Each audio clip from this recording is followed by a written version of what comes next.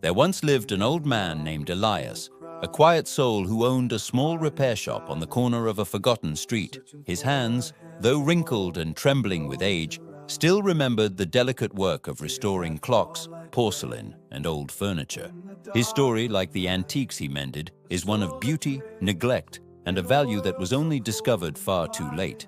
Years ago, his wife, Teresa, had left him. Their marriage had crumbled under the constant weight of poverty and arguments about dreams that could no longer fit in the same small house. She walked away one day, leaving behind not just Elias, but also their young daughter, Anna, who was barely 6 years old at the time. Elias never remarried. Instead, he poured every ounce of his being into raising Anna. He was both father and mother, a constant, steady presence in her life. He cooked her meals, his old hands carefully chopping vegetables. He brushed her long hair before school, his touch gentle and loving. And every night, under the soft glow of a flickering lamp, he read her stories of faraway lands and grand adventures, his voice a comforting rumble.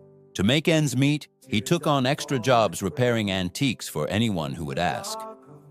He began collecting little treasures that others had thrown away, a chipped porcelain figure, a clock that had stopped ticking decades ago, a beautifully carved wooden box with a broken hinge. Over time, his small shop became filled with these forgotten items. They weren't just objects to him. They were his quiet companions through the long, lonely years, each one a testament to his skill and patience. When Anna grew up, she too left for the big city, chasing dreams of her own. At first, she called often, her voice a bright spark in his quiet days. She sent letters filled with stories of her new life, and she always came home for the holidays, filling the small house with laughter once more.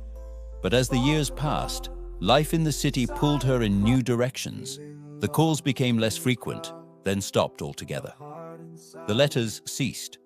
The holidays came and went, and Anna's seat at the dinner table remained empty. Elias would often sit by the phone hoping it would ring, but silence was his only answer. Then one cold winter morning, Elias woke up with a sharp, stabbing pain in his chest. A visit to the doctor brought words that fell heavy on him, crushing the little hope he had left. His lungs were failing, the doctor said, and soon after, more tests revealed something far worse, late-stage cancer. It was aggressive, and there was nothing they could do. His hands, once so steady and skilled, now shook too much to hold his tools. He could no longer work. His beloved repair shop closed its doors for the last time, and a thick layer of dust began to settle on every piece of his old life, covering the memories held within the clocks and figurines. With what little strength he had left, Elias tried to reach Anna. He called her, his voice weak and raspy, but she was always busy.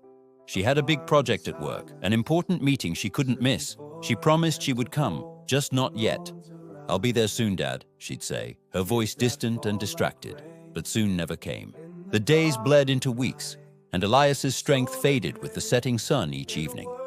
He spent his final days looking out the window, watching the world go by, a world that no longer seemed to have a place for him. When he finally passed away, it was not his daughter or his long-lost wife who stood beside his bed. It was his neighbors and a few remaining friends, the people who had shared a cup of coffee with him, who had waved to him from across the street.